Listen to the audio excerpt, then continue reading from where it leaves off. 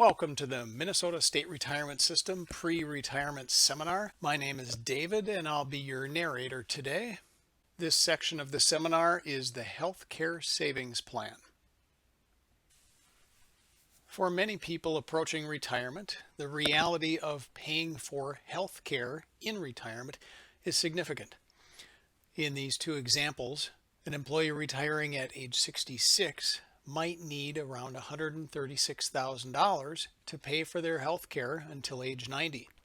A person retiring at 62 might need $165,000 to pay for health care until age 90. And if that person is paying for not only themselves, but also the cost of retiree and spouse insurance, the costs are going to be greater. Please note that these totals are based on 2017 premium rates for the State of Minnesota Employee Group Insurance Plan, or CGIP. If your insurance is through another carrier or through a different employer, you will have different rates.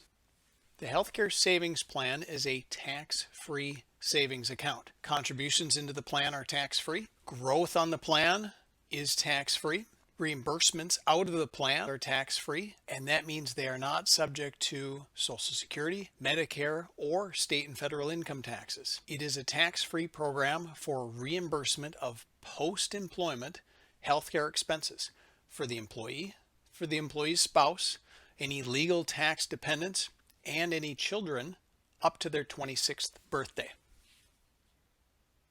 We'll take a look at the significance of tax-free.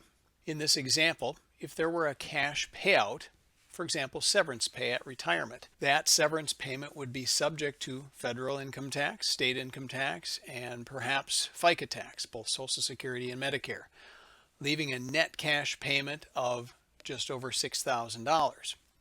In this example, if that lump sum payment were to be made into the healthcare savings plan, the entire $10,000 is made. Now, this is an example based on a hypothetical situation, and your payout may be more or less depending on your contract.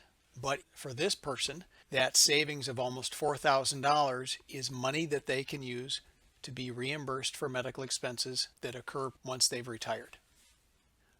To be eligible to participate in the healthcare savings plan, a person must have that participation outlined in a contract. For example, a union contract or a personnel policy. So, for example, severance pay at retirement must be stipulated in the contract. Participation cannot be optional.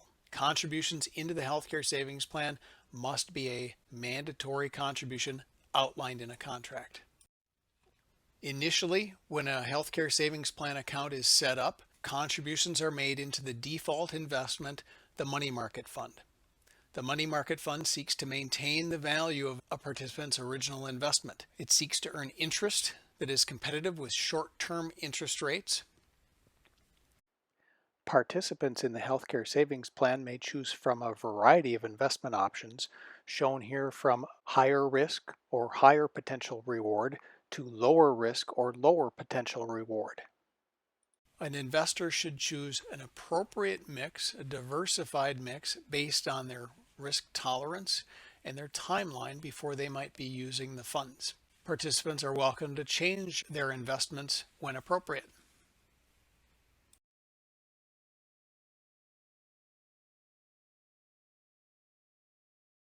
When can you request reimbursements?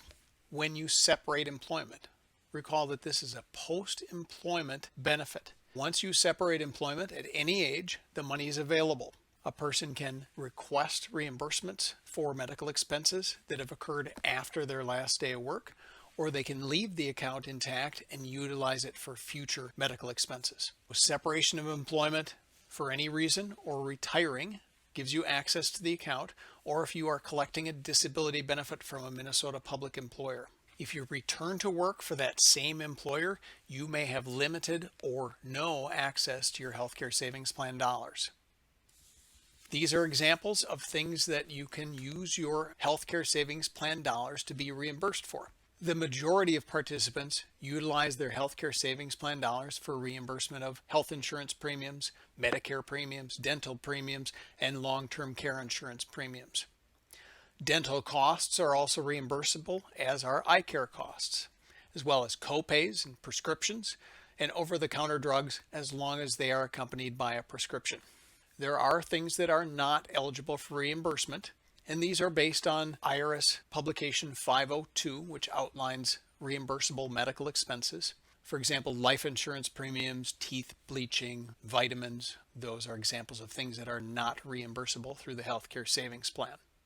Once you are billed for an expense, whether that's a doctor bill or a bill for health insurance premiums, it's your responsibility to pay that cost. Send us a copy of the bill along with a reimbursement form completed. That reimbursement can be sent direct deposit right to your bank account.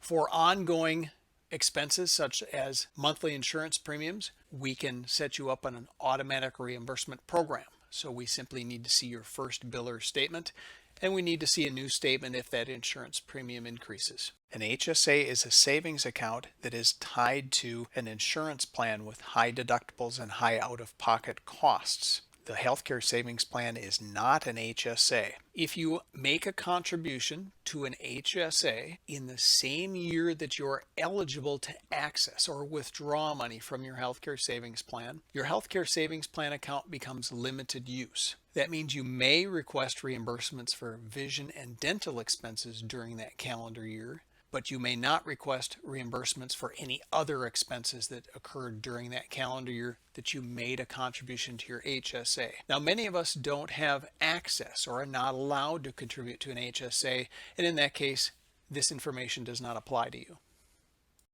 If you pass away, your spouse or your legal dependents will be able to utilize the account tax-free.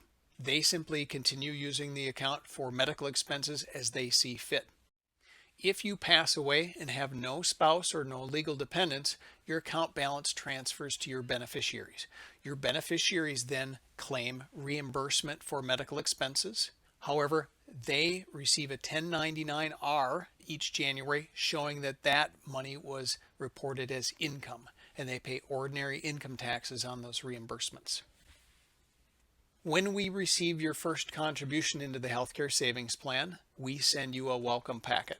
That packet has paperwork, investment options, and is a trigger to let you know that you can make choices on your investment options. We also send you a welcome packet after your termination date is entered by your employer and they remit your severance pay.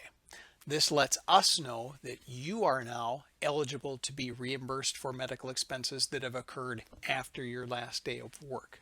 Actions you take now include reviewing your investment options if you already have money in the healthcare savings plan. And remember that this is for post-employment health expenses only. You also are not able to claim reimbursements for medical expenses from the healthcare savings plan that you are reporting on your federal or state income tax return as a tax deduction. Please contact MSRS if you have additional questions.